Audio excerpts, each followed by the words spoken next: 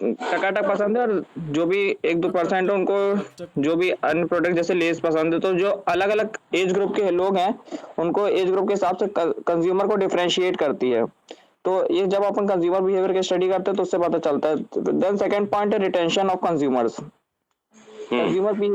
Consumer behaviour की जब अपन study करते हैं तो उसमें जरूरी नहीं है कि हर बार हम नए कस्टमर्स बनाए। नए कस्टमर जितना बनाना उतना ही जितना जरूरी है, उतना ही जरूरी है कि हम अपने जो पहले के कस्टमर्स हैं, जो हमारे एग्जिस्टिंग कस्टमर हैं, हम उन्हें बनाए रखें। और उन्हें बनाए रखने के लिए हम उनके साथ उनका फीडबैक ले सकते हैं, या उनसे उनसे जो फीडबैक और जो मार्केटिंग का ट्रेंड है, या उनकी जो क्वेरीज है वो सॉल्व कर सकते हैं। जैसे हमने किसी को एलजी का टीवी बेच दिया, एलजी टीवी बेचने के बाद कस्टमर को जो भी सर्विसेज चाहिए हम उनके घर पे इंस्टॉल कर, जैसे मोस्ट ऑफ द कंपनीज जो रहती है उसे इंस्टॉल करवाती है, उसके बाद भी उनको 1 ईयर फ्री वारंटी देती है। तो ये सब रिटेंशन के अंदर आता है, जिससे कस्टमर बार बार जिससे कस्टमर कंपनी पर बना रहे, और वो उसी मतलब एक बार अगर कस्टमर ने प्रोडक्ट परचेज किया तो उसको इतनी अच्छी सुविधा और फैसिलिटीज प्रोवाइड करो कि बार बार फिर से आता रहे।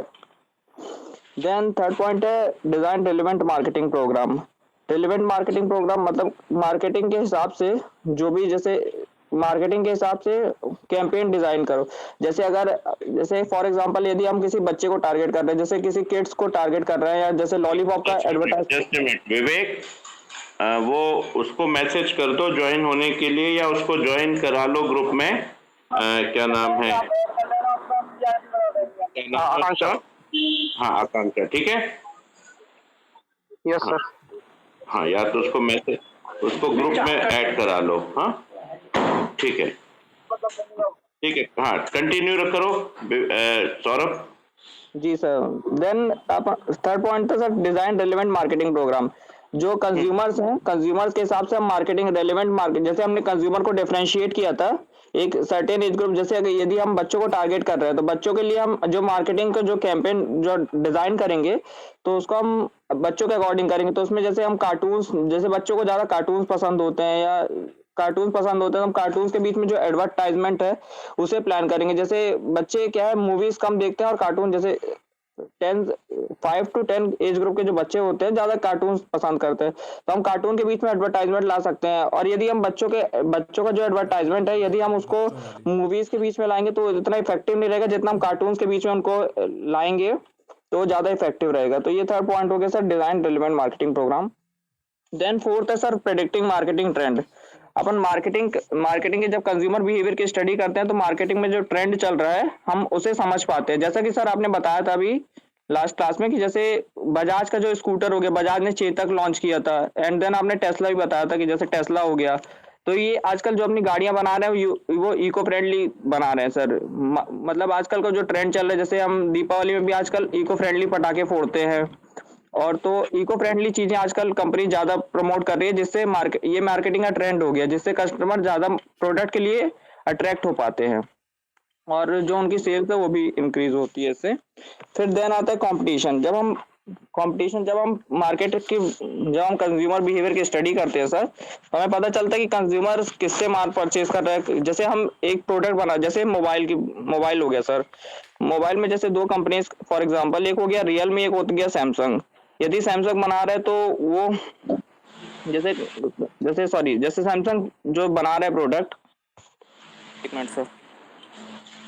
जी तुम जैसे क्या जो सैमसंग देख के रीड कर रहे हो? नो सर, एक कॉल आ गया तो उसको डिस्कनेक्ट कर रहा था सर। सर समझा रहा हूँ सर, ये तो अपनी लैंग्वेज है सर इसमें। गुड। जी अगर सर। समझा पा रहे हो तो बहुत अच्छी बात है, दैट्स अ नाइस थिंग। जी सर, जैसे 4 पॉइंट हो गए कॉम्पिटिशन। कोई हमारे जैसे फॉर एग्जांपल जैसे सैमसंग का हो गया और रियलमी का हो गया, दो एग्जांपल है सर। जैसे सैमसंग के जो कस्टमर्स हैं, जैसे सैमसंग जो कंपनी है वो देखेगी कि जो हमारे एग्जिस्टिंग कस्टमर है वो किसी अन्य हमारे कॉम्पिटिटर्स की तरफ, जैसे रियलमी हो गया, ओप्पो हो गया, आजकल बहुत सारे कॉम्पिटिटर्स आ गए मोबाइल में। तो सैमसंग क्या करेगी कि अपने जब कंज्यूमर बिहेवियर की स्टडी करेगी तो चेक करेगी क्या लोग हमारे कॉम्पिटिटर से खरीद रहे हैं। यदि हमारे कॉम्पिटिटर से खरीद रहे हैं तो वो क्यों खरीद रहे हैं, कॉम्पिटिटर से कौन सा गैप आ गया। जैसे सैमसंग के मोबाइल में सर जो रेंज होता है सैमसंग के मोबाइल का, वो ओप्पो और वीवो के रेंज से कहीं थोड़ा ज्यादा होता है। तो जो ये जो गैप आ जाता है, तो ये गैप की भी अपन जब स्टडी, ये जो गैप की स्टडी हम कंज्यूमर बिहेवियर के थ्रू कर सकते हैं कि कौन कौन से, जैसे ओप्पो वीवो के मोबाइल जो रहते हैं वो कम फीचर्स ज्यादा फीचर्स देते हैं सस्ते प्राइसेस में, लेकिन जो सैमसंग रहता है वो इतने अच्छे फीचर्स नहीं दे पाता है कंपेयर टू ओप्पो और वीवो या एमआई या रियलमी। सो कंपटीशन का अपन को पता चलता है मार्केटिंग के, जिससे कंपनी उसके अकॉर्डिंग अपना जो प्लानिंग है, डिसीजन है, प्रोसेस है, वो चेंज कर सकती है। देन आता है sir new products, innovate new products. बहुत सारे मार्केटिंग में जो ऐसे कंपनीज हैं जो न्यू प्रोडक्ट लॉन्च करने में डरती है, क्योंकि 30 to 90% जो न्यू प्रोडक्ट्स है वो मोस्टली मार्केट में फेल हो जाते हैं। क्योंकि कस्टमर, जैसे सर आपने एग्जांपल दिया था डेटॉल कोला का, डेटॉल कोला जब मार्केटिंग में आएगा तो क्योंकि कस्टमर ने डेटॉल को, हमने कभी उस नजरिए से देखा नहीं। डेटॉल का हमेशा एंटीसेप्टिक या कुछ जो क्लीन अप टाइप की चीजें रहती है हमेशा उनमें यूज किया जाता है। अब उसको कोल्ड ड्रिंक के रूप में यूज करने पे एक कस्टमर को हेजिटेशन होगा। तो इस कारण अगर डेटॉल कोला अपना लॉन्च करता है तो वो मार्केट में फेल होने के चांसेस उसके ज्यादा हैं।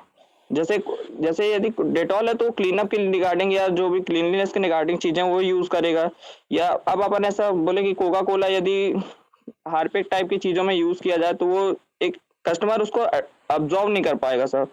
तो इसलिए मार्केटिंग में हमेशा इनोवेटिव प्रोडक्ट लॉन्च करो। जैसे जैसे मोबाइल है, पहले मोबाइल आता था 2 GB 3 GB, फिर कस्टमर ने न्यू प्रोडक्ट लॉन्च किया, जैसे उसमें 3 कैमरे आने लगे, ये न्यू प्रोडक्ट है, जिससे न्यू प्रोडक्ट के लिए अट्रैक्ट होता है। फिर इसके बाद है इम्प्रूव कस्टमर सर्विस, जैसा कि मैंने एग्जांपल दिया है।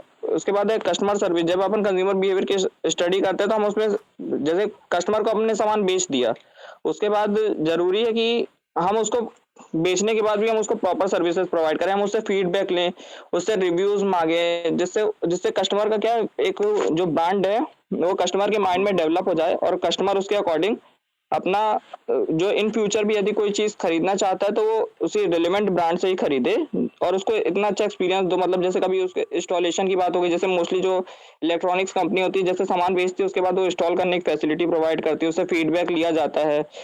जैसे कोई भी चीज हम खरीदते हैं तो फिर फीडबैक देना है या फिर उसके रिगार्डिंग जो भी सर्विसेज होती है इन फ्यूचर भी प्रोवाइड करते रहना। यदि तुमने एक बार सामान बेच दिया और सोचा हमारा काम हो गया, सामान बेच गया और इन फ्यूचर कोई सर्विसेज नहीं देते हो, तो नेक्स्ट टाइम जो कस्टमर यदि कुछ खरीदना चाहता है तो तुम्हारे पास कभी खरीदने नहीं आएगा। तो ये होता है कंज्यूमर बिहेवियर की स्टडी करने से प्रॉफिट होता है। सर कंज्यूमर बिहेवियर कंप्लीट हो गया है। देन अब है कंज्यूमर डिसीजन प्रोसेस। जी सर, कंज्यूमर डिसीजन प्रोसेस में आता है कंज्यूमर जब कोई भी चीज खरीदना चाहता है तो उसके पीछे जो जो प्रोसेस होता है वो कितने स्टेप्स होते हैं। तो कंज्यूमर जब कोई चीज खरीदता है तो उसके पीछे 5 स्टेप्स होते हैं सर, मेन 5 स्टेप्स होते हैं। तो जो जरूरी है बहुत, किसी भी कस्टमर कोई भी चीज खरीदते हैं तो वो बहुत जरूरी है। फर्स्ट स्टेप हो गया, जैसे कंज्यूमर जैसे कोई भी चीज खरीदता है तो उसके लिए सबसे पहला होता है उसकी नीड, सबसे पहले उसकी जरूरत होनी चाहिए।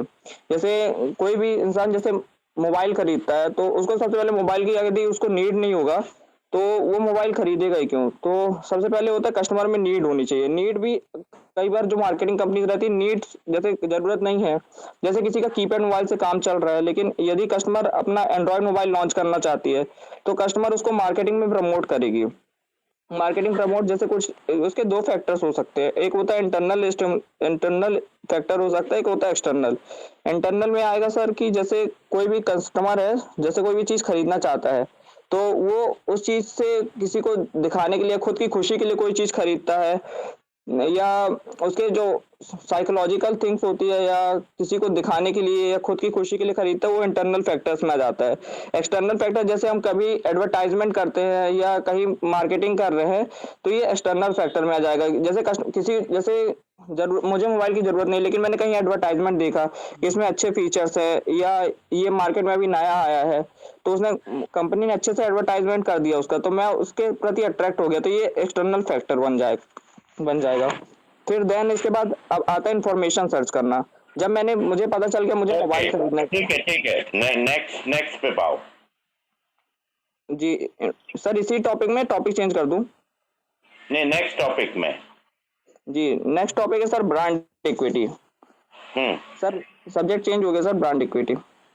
हाँ ठीक है, बोलो।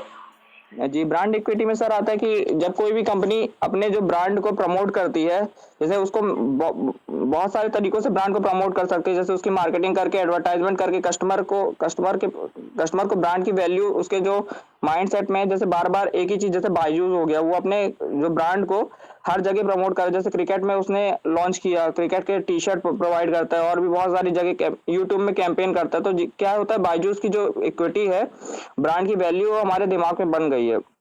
तो जैसे कोई भी ऑनलाइन लर्निंग प्लेटफॉर्म होता है तो हम सबसे पहले बायजूस का एग्जांपल देते हैं।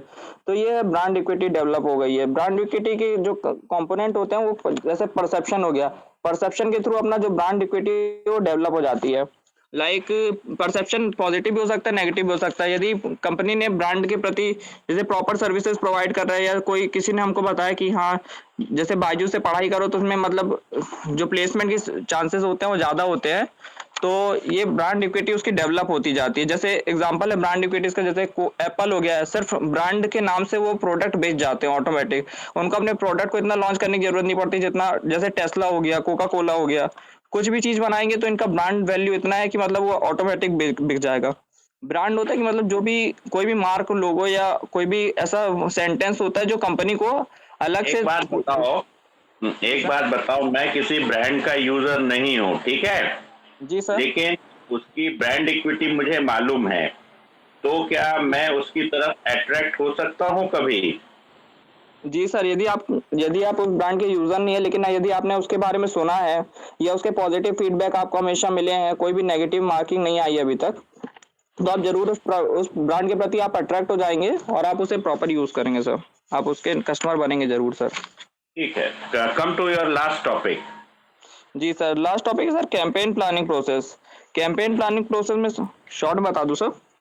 हाँ हाँ बताओ, ब्रीफ में बताओ। सर जी सर, सबसे फर्स्ट पॉइंट है सर डिफाइन योर। सबसे पहले जो गोल्स है, गोल्स को सेट करना। देन अपन गोल्स को सेट करने के बाद उसको रिव्यू करेंगे जो भी उसके पॉजिटिव और नेगेटिव परिणाम होंगे। मतलब यदि उसको सक्सेस होता है, जैसे शॉर्ट टर्म गोल्स है उसको अपन डिफाइन करेंगे, लॉन्ग टर्म गोल्स है उसको डिफाइन करेंगे। देन उसके अकॉर्डिंग अपन अपने कैंपेन को जैसे कैंपेन को क्रिएट करेंगे।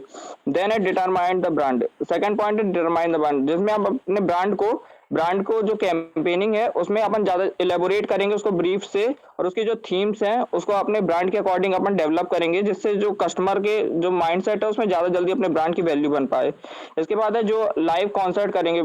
कैंपेन प्लानिंग में जो लाइव कॉन्सर्ट होता है, आजकल लाइव कॉन्सर्ट का प्रचलन है जिसमें एक सर्टेन फिक्स डेट होता है और टाइम होता है। कैंपेन कैलेंडर के अकॉर्डिंग हम जगह जगह मोस्ट ऑफ द जैसे अलग अलग प्लेसेस में अलग अलग डेट्स में हम अपने ब्रांड को प्रमोट करने के लिए कैंपेनिंग करेंगे। जैसे 17 तारीख को दिल्ली, लखनऊ, जैसे ऑल इंडिया मार्केट एक प्रोडक्ट को लॉन्च करता है तो अलग अलग।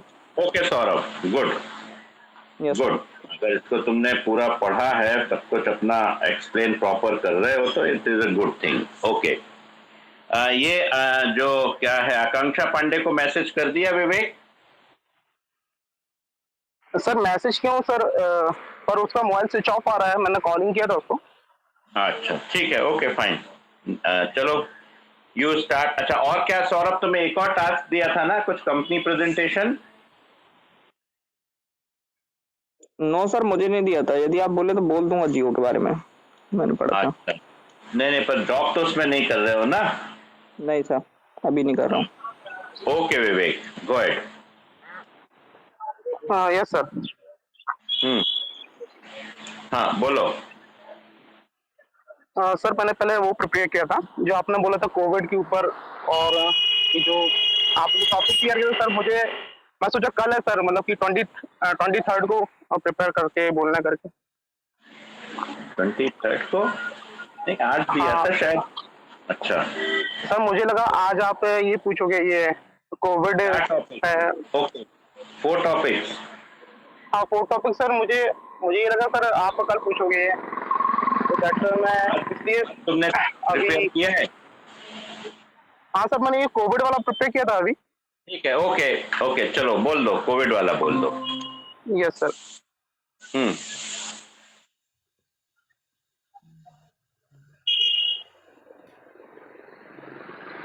Go ahead. Yes sir. Sir Covid में मेनली अभी जो आजकल लास्ट 2 ईयर से कोविड में गाइडिंग वगैरह जो हो रहा है, मेनली अभी इंस्ट्रक्शन वगैरह शो होता है गवर्नमेंट की तरफ से कि या तो अप्रॉक्स 100 होना चाहिए तो 200 होना चाहिए। जो बोथ ऑफ फैमिलीज जो गेस्ट वगैरह इनवाइट होता है या फिर ज्वाइन करते हैं जो गेस्ट वगैरह, वो अप्रोक्सीमेट 200 या फिर 100 समथिंग। और सेफ्टी पर्पस जो गाइडलाइन यूज होती है गवर्नमेंट की तरफ से यूज होती है, लाइक ये कैरी मास्क करना है, मेंटेन डिस्टेंस करना है, और हैंड वॉश यूजली जब अटेंड करते हैं पार्टीज वगैरह या फिर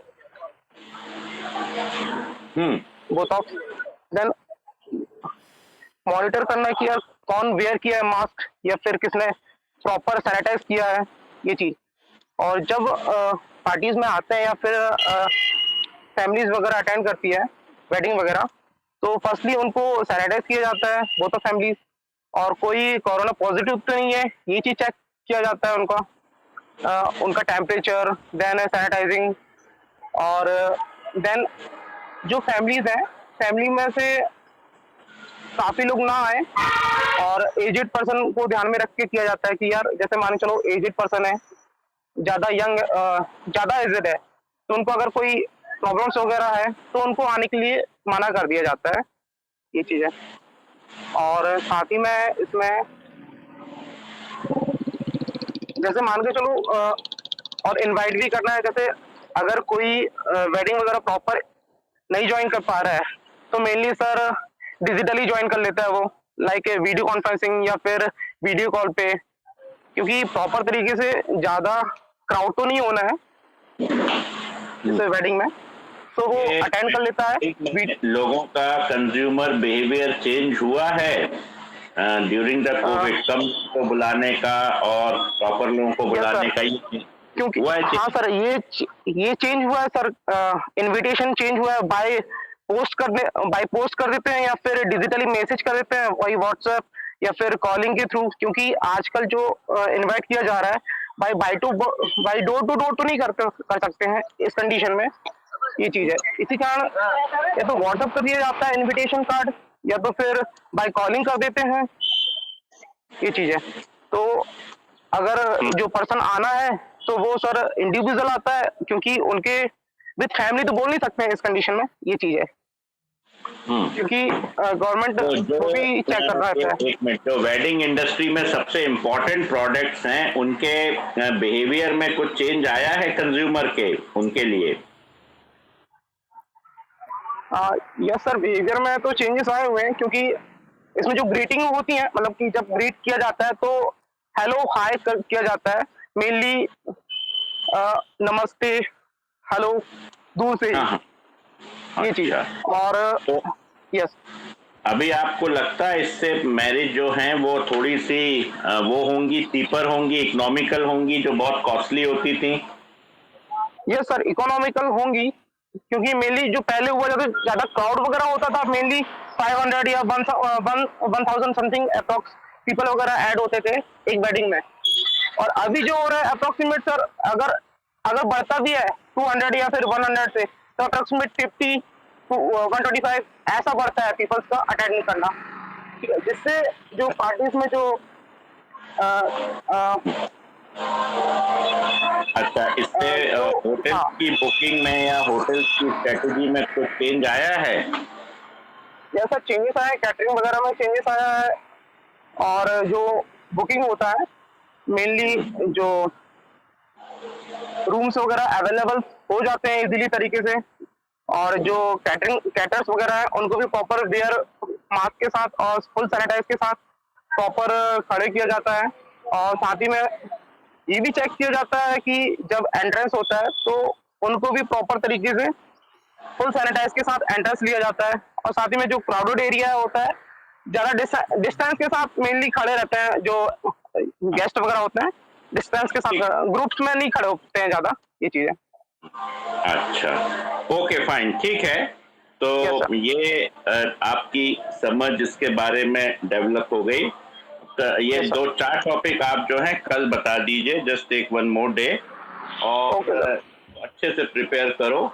कोशिश ये हो कि पढ़ो नहीं, एक्सप्लेन करो, ठीक है? Yes sir, yes sir. Are you getting my point? Right, yes sir, okay. अच्छा, कल और भी कोई असाइनमेंट देना है सौरभ? No sir. अच्छा, आप लोगों को सबमिट कब करने को बोला है? सर 23 को बोला था आपने। 23 तो कल ही है ना? हाँ सर। यस सर, वो तो कर दिया सर। हाँ, अच्छा, ठीक है, okay fine, you can leave. Okay okay sir, fine, thank you sir. Thank you.